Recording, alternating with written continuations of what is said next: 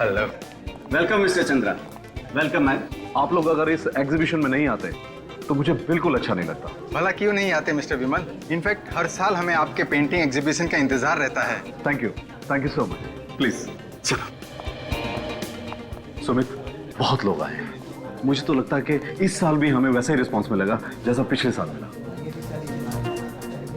वाह नीलेश, कितनी खूबसूरत खूबसूरत पेंटिंग है। आज मैं इनमें से एक पेंटिंग जरूर खरीदूंगी।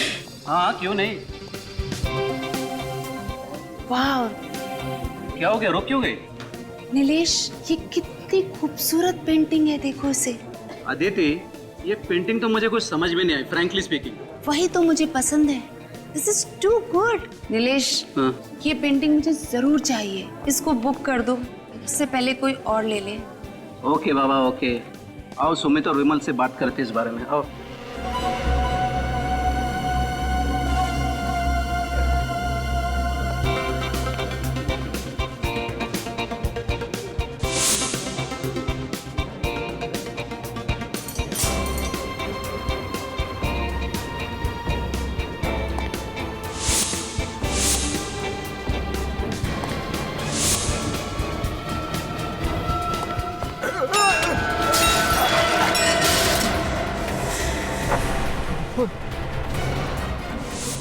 अरे इसे पोज देता हूँ जल्दी।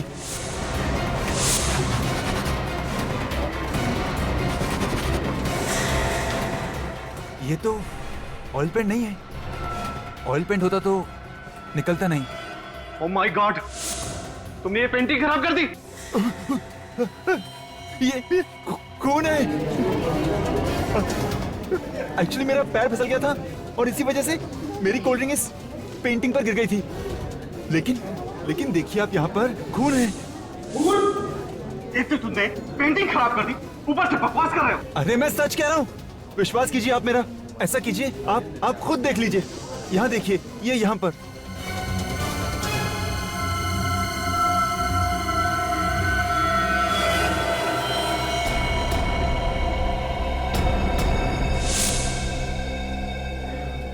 हाँ सुमित, ये ठीक कह रहा है। ये तो वाकई खून है।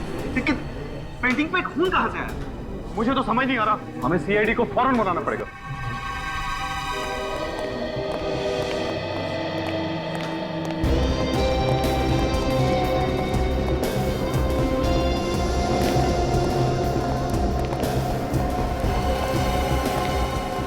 सुमित। जी सर, मैंने ही आपको फोन किया था। सर, यही है वो पेंटिंग जिस पर हमें खून मिला। अच्छा, ये है वो पेंटिंग। जी सर।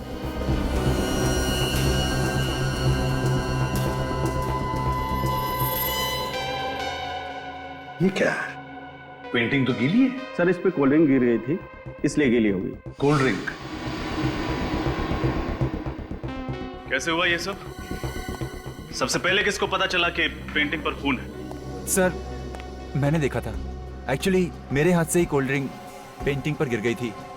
मैं हड़बड़ाहट में इसे साफ करने गया तो पता चला कि ऑयल पेंट नहीं, खून है। सुमित, ये पेंटिंग का एग्जीबिशन तुमने ही ऑर्गेनाइज किया है? सर, हम दोनों ने। ये विमल है, मेरे बिजनेस पार्टनर। हर साल हम लोग ये एग्जीबिशन ऑर्गेनाइज करते हैं। कितने सालों से बिजनेस का पार्टनरशिप है आपकी? सर 3 साल की। 3 साल की बिजनेस पार्टनरशिप है। अच्छा। सब बाकी सारी पेंटिंग्स पर पेंटर का नाम और उस पेंटिंग का दाम भी लिखा है, पर इस पेंटिंग पर ऐसा कुछ भी नहीं लिखा। पेंटिंग्स को एग्जीबिशन में डिस्प्ले करने से पहले आपने अच्छी तरह से जांच नहीं की? क्यों जांच नहीं की?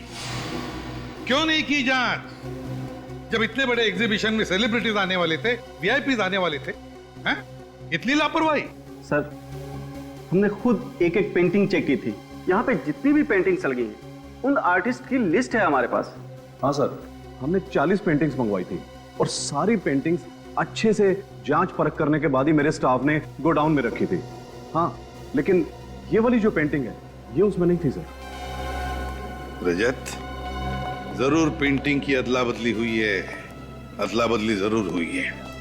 सर, हो सकता है इनके चेक करने के बाद जब इन्होंने गोडाउन भिजवाया पेंटिंग्स को, तो गोडाउन में किसी ने पेंटिंग बदल दी। हो सकता है। गोडाउन चेक करो, देखो अगर 40 पेंटिंग्स यहां पर है तो 41वां पेंटिंग गोडाउन में ही होना चाहिए।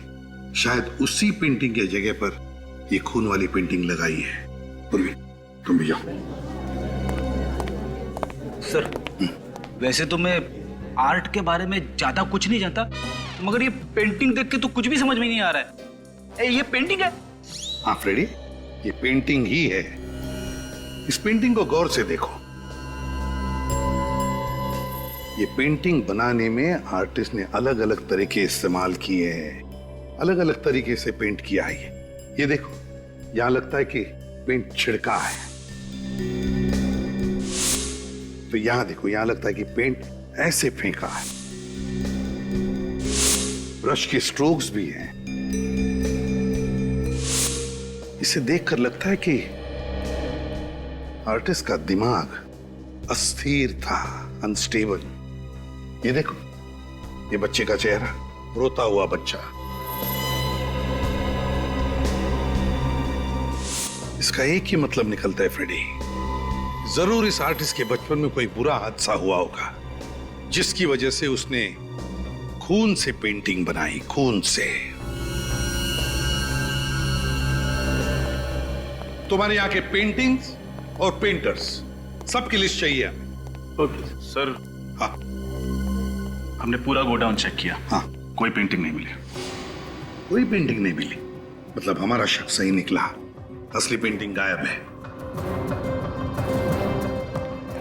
आपके और आपके स्टाफ के अलावा और किसी ने हाथ लगाया था इस पेंटिंग को? सर, हम किसी को भी हाथ नहीं लगाने देते। किसी को भी नहीं? जी नहीं। मेहमानों को भी नहीं? जी नहीं। काम करो, विमल और सुमित और उनके पूरे स्टाफ मेंबर्स सबके उंगलियों के निशान ले लो। उंगलियों के निशान? वो किस लिए सर? फ्रेडी, जिसने भी ये पेंटिंग यहां पर लगाई होगी, उसकी उंगलियों के निशान तो आए ही होंगे इस पर, है ना? तो बस वो उंगलियों के निशान बाकी सारे लोगों की उंगलियों के निशान के साथ मैच करके देखेंगे, पता चल जाएगा। इसे फोरेंसिक लैब भेज दो। हाँ, चलो। और जैसे ही कुछ पता चले हम आपको बता देंगे।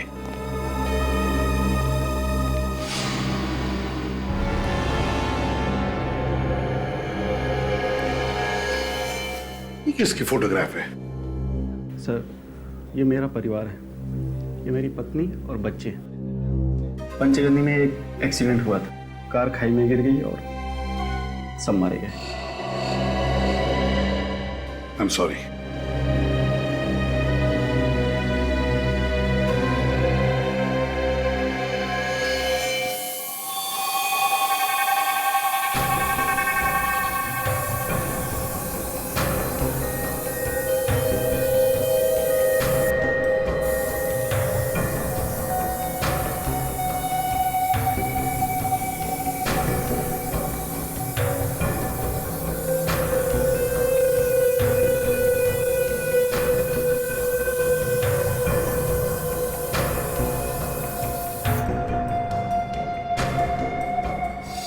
देखा बस, इसका मतलब वाकई ये पूरी की पूरी पेंटिंग खून से बनी हुई है, इंसान के खून से। क्या? इंसान के खून से? हाँ, पूरी पेंटिंग। मगर इतना सारा खून उसके पास आया कहां से होगा? वही तो, ऐसी पेंटिंग कोई शौक के लिए नहीं बनाता। एक और बात ऐसी पता लगी है बॉस, जिसे जानोगे तो आप सब लोग हैरान हो जाओगे। लेकिन क्या? ये जो पूरी पेंटिंग है, हाँ, ये जिस खून से बनी है वो किसी एक इंसान का खून नहीं। क्या? एक इंसान का नहीं? हाँ, हमने टेस्ट किया था, पता चला कि कम से कम 3 लोगों का खून मिला हुआ है इस पेंटिंग में। 3 लोगों का खून? हाँ बॉस, 3 अलग अलग ब्लड ग्रुप का खून है इस पेंटिंग में। My God. एक और बात यार साउंड के, तू सारी बातें एक साथ क्यों नहीं बताता? बताता। जो खून इस पेंटिंग में मिला है, उन तीनों खून में ड्रग थी। तीनों के ब्लड सैंपल में ड्रग मिला? कौन सा ड्रग साउंड के? एक कंपाउंड है जिसे कैमोबेल कहते हैं। कैमोबेल? अब ये कैमोबेल क्या चीज है? ये कैमोबेल अगर दिन में 2 बार लिया जाए तो 24 घंटे तक भूख नहीं लगती। और इस कैमोबेल का इस्तेमाल किस लिए किया जाता है? जिन लोगों को कम से कम समय में अपना ज्यादा से ज्यादा वजन घटाना होता है, वो लोग इस दवाई को लेते हैं। लेकिन ये दवाई आसानी से नहीं मिलती है। बहुत ही गिने चुने मेडिकल स्टोर पे दवाई मिलती है, वो भी डॉक्टर के प्रिस्क्राइब करने के बाद। ऐसा क्यों सर? वो इसलिए क्योंकि ये दवाई सेफ नहीं है, इसके साइड इफेक्ट्स हैं, इसलिए इसे खुलेआम बेचने पर पाबंदी लगा दी गई। मगर सर उन लोगों को ये ड्रग्स लेने की जरूरत क्या होगी? डॉक्टर साहब वाकई ये तीनों वजन घटाना चाहते थे या बात कुछ और ही है? बात कुछ और ही है दया।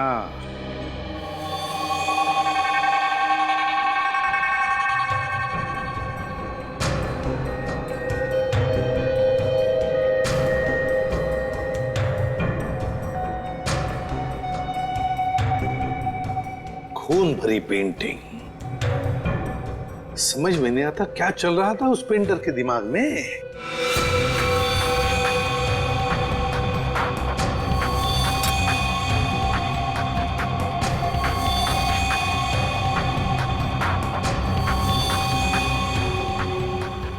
मुझे तो ये पेंटिंग बहुत अजीब लगती है। तो गौर से देखिए सर, चारों तरफ ये खून फैला हुआ है, किसी भी चीज को कोई ठोस आकार नहीं दिया गया।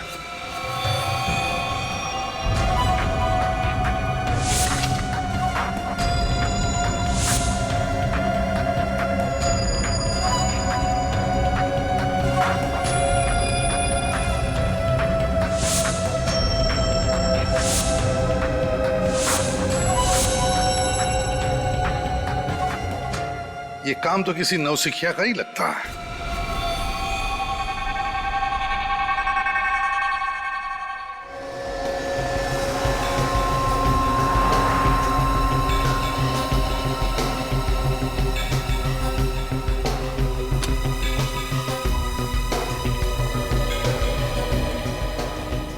कहिए सर, आपको कौन से साइज का फ्रेम दिखाऊं?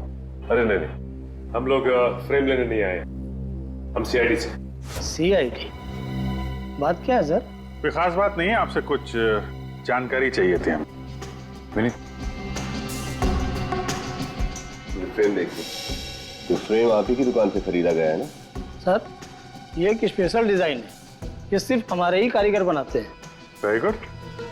अब ये बताइए कि ये फ्रेम किसने और कब खरीदा था? एक आदमी था साहब, करीब 7 दिन पहले वो आया था, काफी जल्दी में भी था साहब। अच्छा, आप जानते हैं उसे? नहीं साहब, मैं पहचानता नहीं हूँ, वो पहली बार हमारी शॉप में आया था, कोई हमारा रेगुलर कस्टमर नहीं था। तो फिर नाम याद है आपको उसका? नहीं साहब, नाम तो नहीं।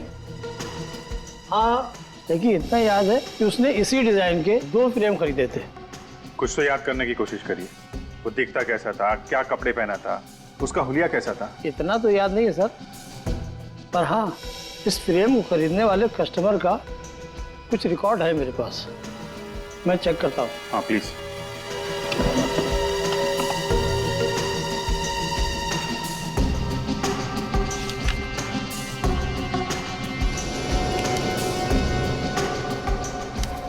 ये मिल गया सर, ये उस फ्रेम के बिल की कॉपी है। रितेश, सिर्फ नाम लिखा है, एड्रेस क्यों नहीं लिखा? साहब उसने कहा था कि फ्रेम तैयार हो जाने पर मैं उसको फोन कर दूं, वो खुद आकर यहाँ से फ्रेम ले जाएगा। तो फिर आपने उसका नंबर तो लिखा होगा ना कहीं पे? जी हाँ साहब, उसी बिल के पीछे है ना। अच्छा, ये उसी का नंबर है? ये उसी का। Thank you. अब पता चल जाएगा ये रितेश है कौन, जो खून से पेंटिंग बना रहा है।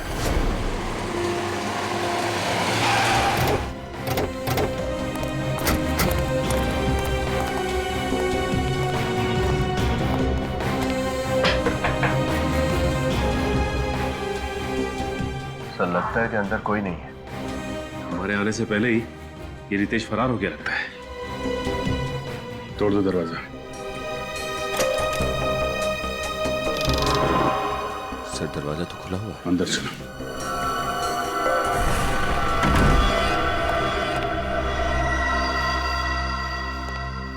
घर का तो सारा सामान बिखरा पड़ा है सर। हाँ, लगता है यहाँ पे हाथापाई हुई है।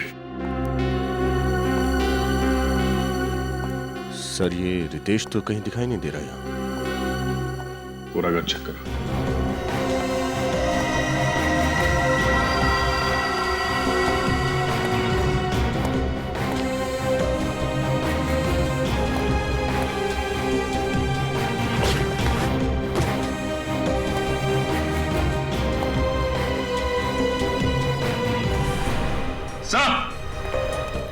हाँ सचिन। सो ये देखिए, ये सारी की सारी पेंटिंग इस बिस्तर के नीचे छुपाई हुई थी। और सर ये पेंटिंग भी उसी पेंटिंग की तरह है जो एग्जीबिशन में मिली थी हमें, लाल रंग की।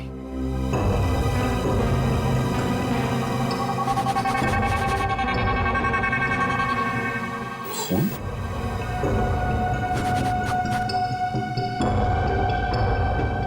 सारी पेंटिंग भी खून से बनाई गई। सर लगता है कि रितेश ये सारी पेंटिंग्स बना रहा है। पानी की आवाज?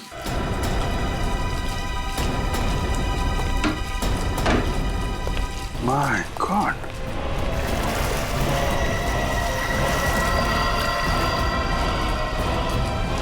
ये तो मर चुका है। इसे कहीं देखा लगा है। ये आदमी तो वहां एग्जीबिशन में था ना, वॉलंटियर।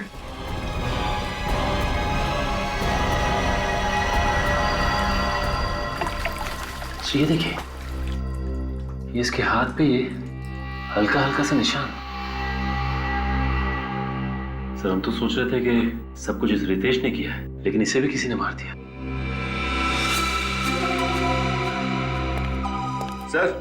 सर ये देखिए, खून के निशान। सर हो सकता है कि रितेश की हाथापाई हुई हो कातिल के साथ, और हाथापाई के दौरान उसका खून यहाँ पे लग गया हो।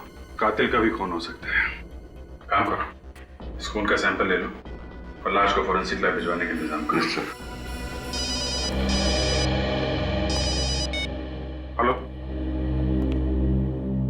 क्या?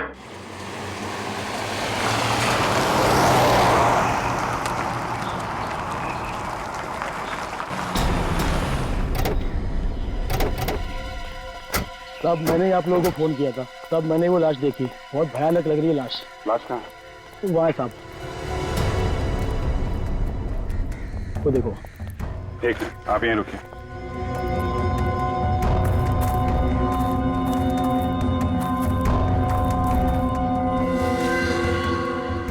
काम करो, लाश को बाहर निकालो।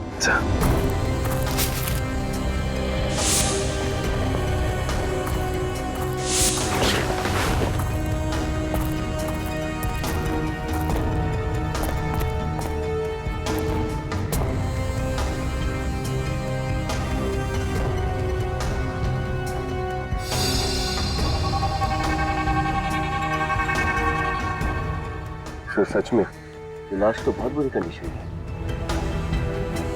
लाश तो बिल्कुल पीली पड़ गई है। सर इसकी हालत देख के लगता है जैसे इसने काफी दिनों से कुछ खाया पिया नहीं था। शरीर पूरी तरह से सिकुड़ चुका है। और सर लगता है इस लाश का चेहरा जानबूझकर बिगाड़ा गया है।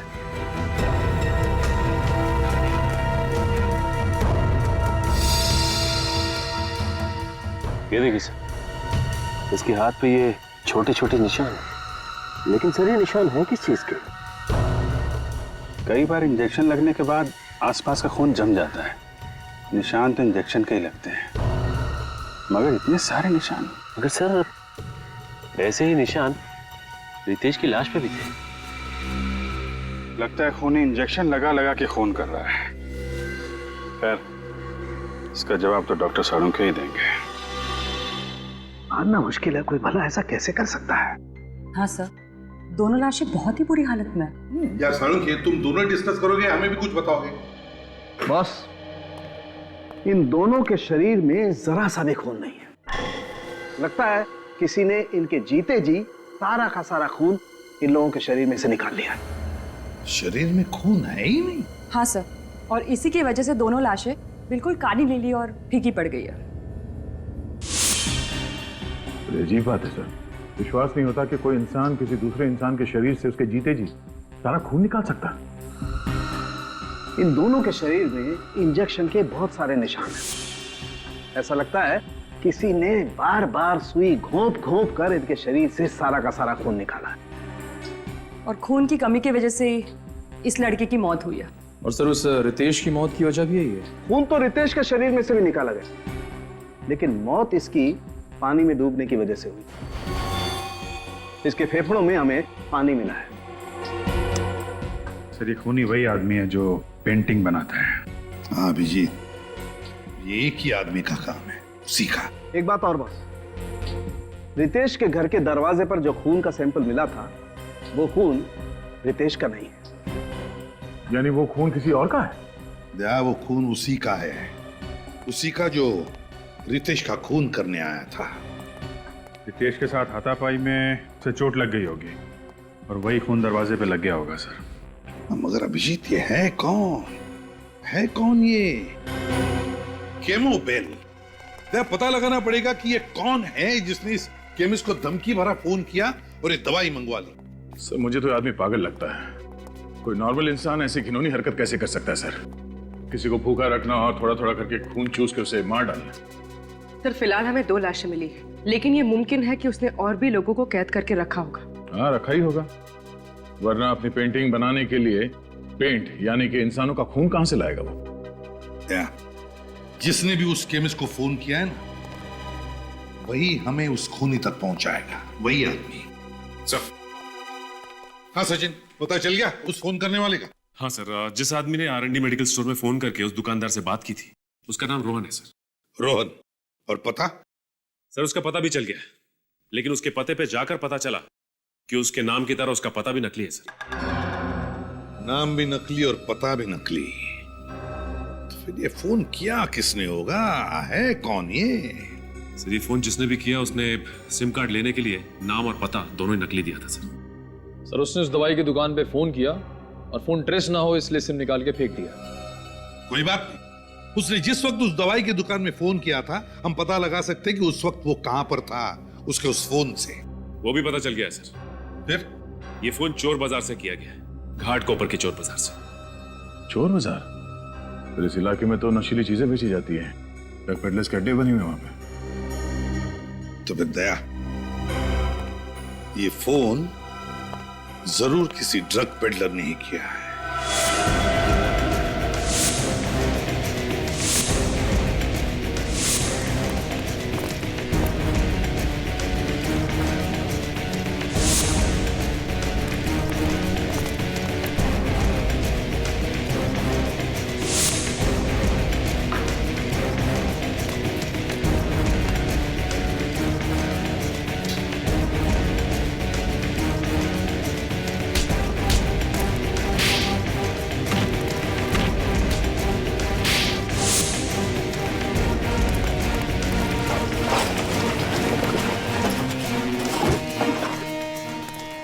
ये ले, और सुन, किसी को बताने की जरूरत नहीं कि कहां से माल मिला। नहीं नहीं साहब, नहीं बोलिए। चल निकल।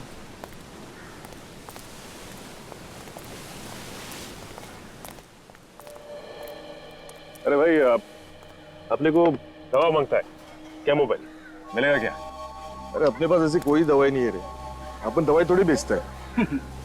मना मत करना दोस्त, तुमको जितना पैसा चाहिए हम देने को तैयार है। अच्छा, कितना देगा? अरे अपन तो चलती फिरती बैंक है, कितना मांगता है? ऐसा क्या?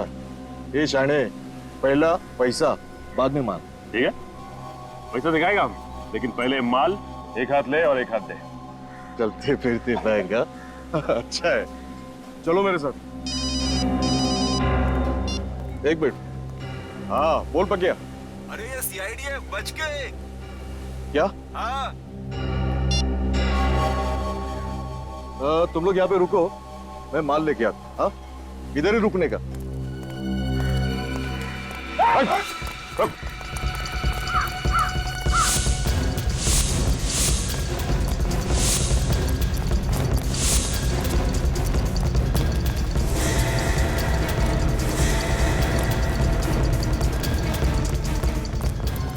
भागता किधर है? सीआईडी से भागता है? मानो मत, सब बताता है, सब मानो। सर वो केमोबेल दवाई मैंने खुद के नहीं बल्कि किसी और के कहने से R&D मेडिकल स्टोर से मंगवाई थी साहब। उस दुकान में फोन करके धमकी तूने दी थी ना? हाँ साहब, लेकिन उसके बाद मैंने फोन स्विच ऑफ करके उसका सिम कार्ड फेंक दिया साहब। ये काम तू किसके कहने पे करता है? साहब मुझे एक दिन एक चिट्ठी मिली थी, उसमें लिखा था कि केमोबेल नाम की दवाई का बंदोबस्त करो, और साहब उसने बोला कि तुझसे शनिवार को रात को 8 बजे आके लेके जाऊंगा और इनाम देके जाऊंगा। अच्छा, फिर वो दवाई लेने कौन आया था? साहब वो गाड़ी में आया, कांच खुली, माल लिया, पैसा दिया और चले गया साहब। तुमने गाड़ी तो देखी होगी ना, कौन सा मॉडल था? उसका नंबर कुछ तो याद होगा तुम्हें? गाड़ी का नंबर तो याद नहीं है, लेकिन साहब उसके हाथ में बड़ी सी घड़ी थी जिसका बहुत बड़ा डायल था साहब। कैसी थी वो घड़ी? बहुत झक्कास थी, माँ कसम ऐसा डिजाइन में कभी लाइफ में देखा नहीं साहब। उसके ऊपर बड़े अक्षर से क्यू लिखा हुआ था साहब। क्यों लिखो? उस घड़ी का रंग, उसका डिजाइन सब कुछ याद है तुम्हें? वो सब कुछ याद है सर। चलो फिर क्यू अक्षर का स्केच बनवाओ, पता चल जाएगा कि घड़ी कौन सी कंपनी की है। पूर्वी, तो घड़ी बनाने वाली कंपनी का नाम पता चला जिसका नाम क्यू से शुरू होता है? यस सर, बस 4 कंपनियों के नाम मिले। 4 कंपनी? अब जरा देखो उन 4 कंपनियों में से वो कंपनी कौन सी है जिसकी घड़ी उस गुनहगार ने पहनी थी। एक बार वॉच कंपनी का नाम पता चल जाए सर, तो गुनहगार का भी पता चल जाएगा।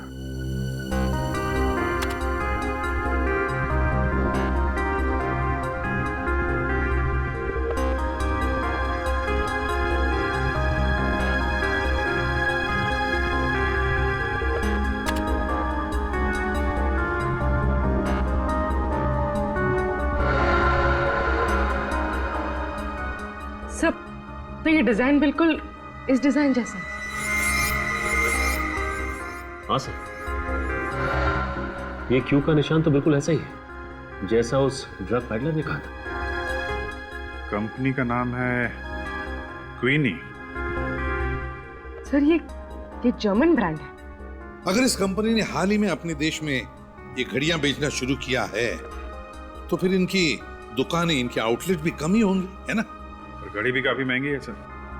इतनी महंगी घड़ी है तो फिर सर खरीदने वाले लोग ज्यादा नहीं होंगे। हाँ, इस घड़ी की कंपनी की जितनी भी दुकानें हैं सब पे जाकर पता लगाना पड़ेगा कि किन किन लोगों ने ये घड़ी खरीदी थी और कब खरीदी थी। सर, ये है क्वीनी वॉच कंपनी का ऑथोराइज आउटलेट। ठीक है, चलो अंदर चल के देखते हैं क्या पता चलता है।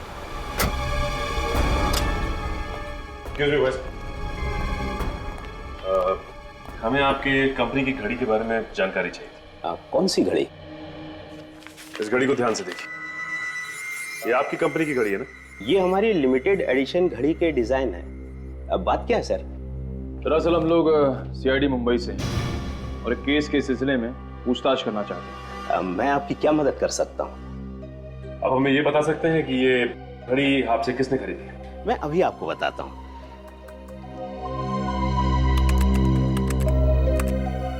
ये रही 6 लोगों की लिस्ट सर। ये शख्स कैसे हो सकता है? ये भला ऐसी साजिश क्यों रचेगा? इस साजिश के पीछे किसका हाथ है ये तो हमें पता चल चुका है, लेकिन साजिश के पीछे कारण क्या है ये इससे मिलने के बाद पता चल जाएगा। सर, ड्रग पैडलर से जिसने कैमोबेल नाम का ड्रग खरीदा था उसका पता चल गया है कि कोई मेरे एग्जीबिशन इवेंट को खराब क्यों करना चाहेगा। हाँ, वो तो मैं तुमसे बाद में बात करता हूँ। सर, आप लोग कुछ पता चला ये किसकी हरकत है? भोला भाला बनने का नाटक कर रहा है। ये घड़ी पहचानते हैं आप? जी हाँ, 2 महीने पहले खरीदी थी मैंने ऐसी घड़ी। लेकिन आप ऐसा सवाल क्यों पूछ रहे हैं? क्योंकि हमें शक है कि उस खून भरी पेंटिंग में तुम्हारा हाथ है।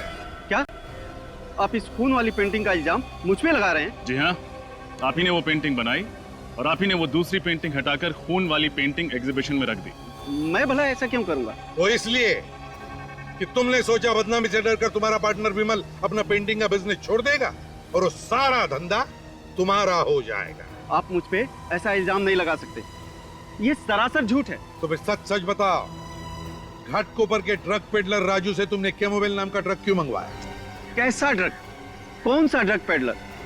आप क्या कहना चाहते हो? मेरी कुछ समझ में नहीं आ रहा। और हाँ, ये घड़ी मैंने अपने लिए नहीं खरीदी थी, ये मैंने अपने स्टाफ को गिफ्ट दी थी। खुद को बचाने के लिए अब एक नई कहानी। प्लीज आप मेरा विश्वास कीजिए, ये कोई कहानी नहीं है, सच है। तुम्हारे स्टाफ मेंबर का नाम और पता चाहिए हमें।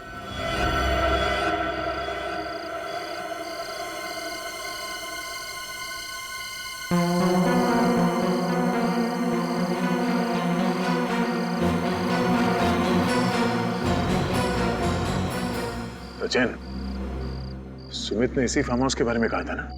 हाँ सर, सुमित ने यही फार्म हाउस बताया था सर। शख्स के पास हथियार भी हो सकता है। थोड़ी देर यहीं से नजर रखता है।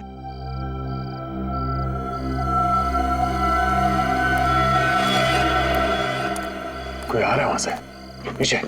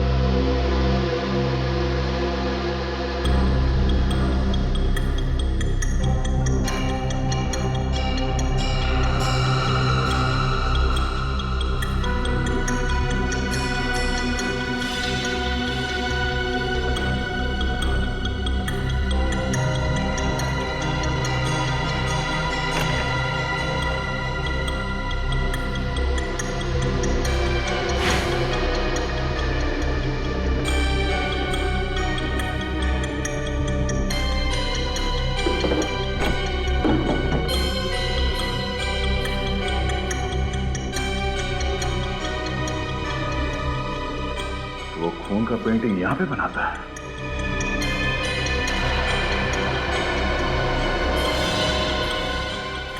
ये क्या? सुमित की पत्नी और बेटा? दूसरा बेटा कहाँ है? जरा हाथ खोलो। ये दोनों तो बेहोश है सर। हाँ?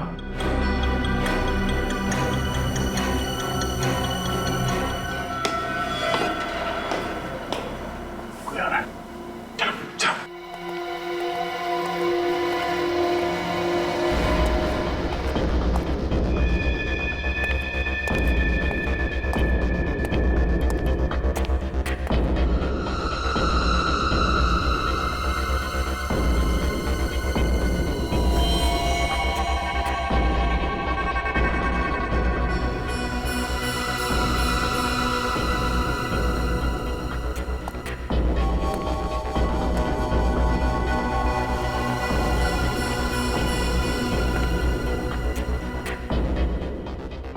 सुमित जी तो कह रहे थे कि उनकी पत्नी और दोनों बच्चे एक्सीडेंट में मारे जा चुके हैं।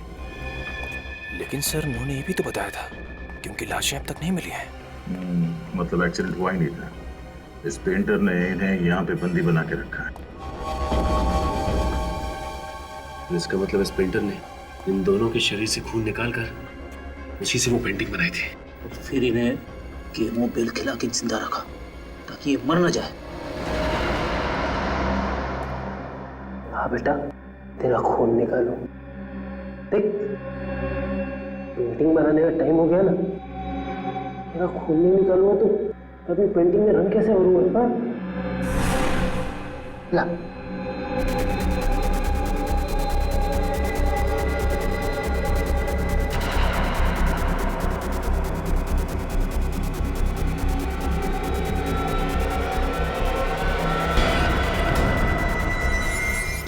सर आप सर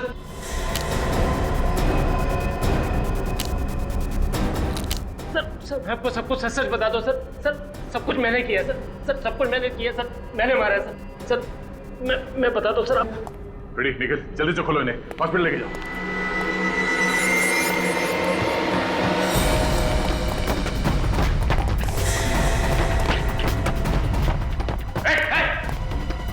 आगे मत आना, आगे मत आना। मैं मारूं अपने आपको। चाकू नीचे। पीछे जाओ, मैं मार रहा हूँ।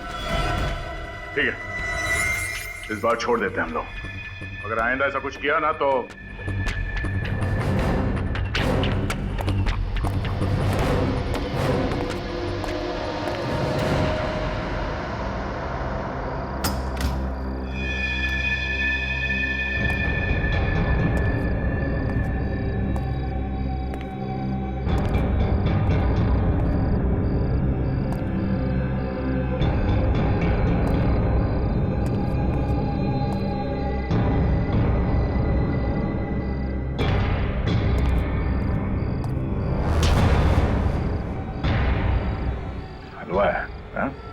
ऐसे ही छोड़ देंगे तुझे?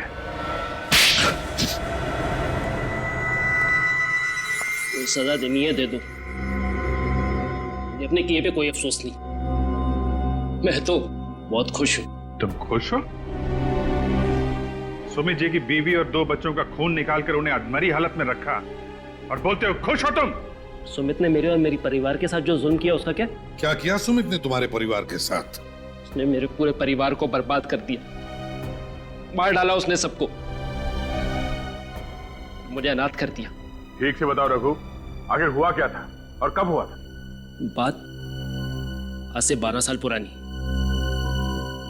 तब हम लोग बहुत गरीब हुआ करते थे।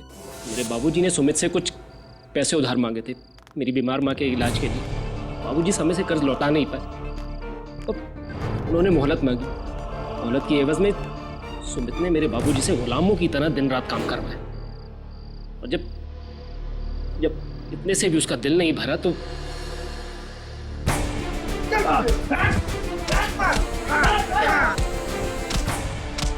अरे मत मारो, बचाओ, अरे बचाओ, अरे बचाओ,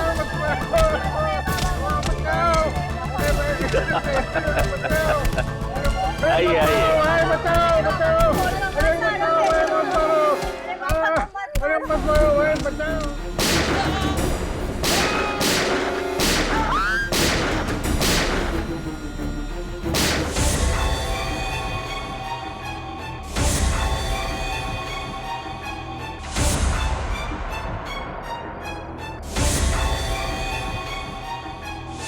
तो इसलिए तुम सुमित जी से बदला लेना चाहते थे?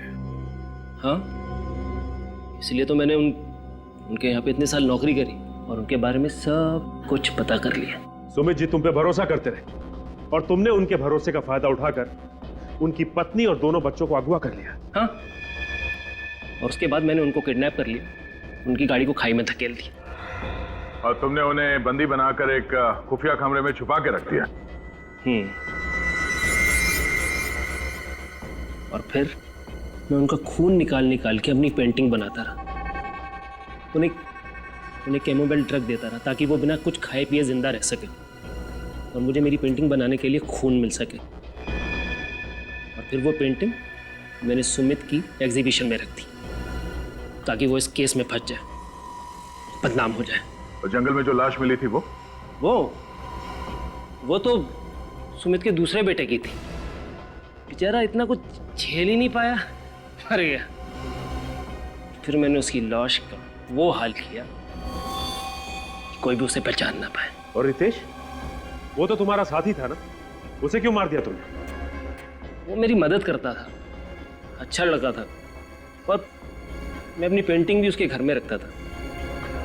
लेकिन एक दिन उसे पता चल गया कि मैंने ये पेंटिंग खून से बनाई। वो मुझे धमकी देने लगा कि वो अपने बॉस को जाके सब कुछ सच बता देगा। तो आप बताइए ना कि मतलब ऐसे तो उसका क्या फायदा? हाँ? फिर उसके बाद मैंने उसे भी मार दिया। सर, इसकी दिमागी हालत कुछ ठीक नहीं लगती। हाँ दया, इसे इलाज की जरूरत है। रघु, सुमित को तो उसके किए की सजा मिलेगी ही मिलेगी, पर तुमने भी एक बहुत घिनौना जुर्म किया है और कोर्ट तुम्हें कभी माफ नहीं करेगा।